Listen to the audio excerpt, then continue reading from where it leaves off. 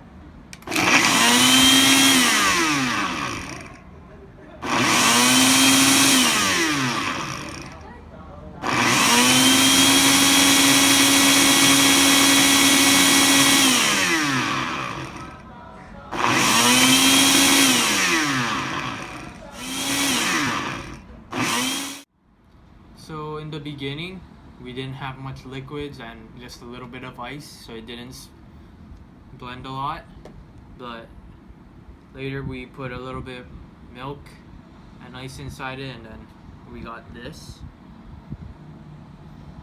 We're ready to try it. Hope it's good.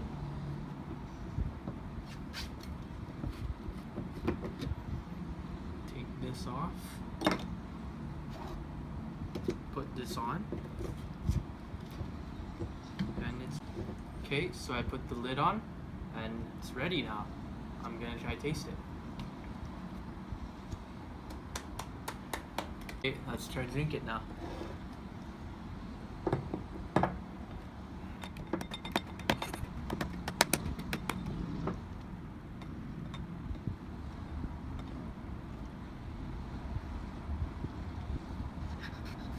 Comes out slow. If you blended it a little more, might have been a little better.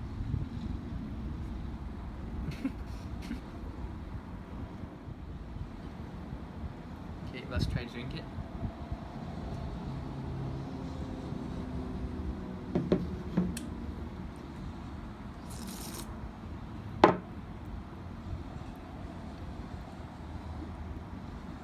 Not bad.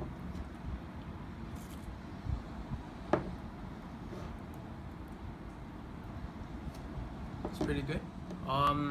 It tastes kind of like a mixture of everything. Bananas, green apples, pineapple. We also put broccoli and carrots inside, so you can taste that a little bit, but you can taste the fruits.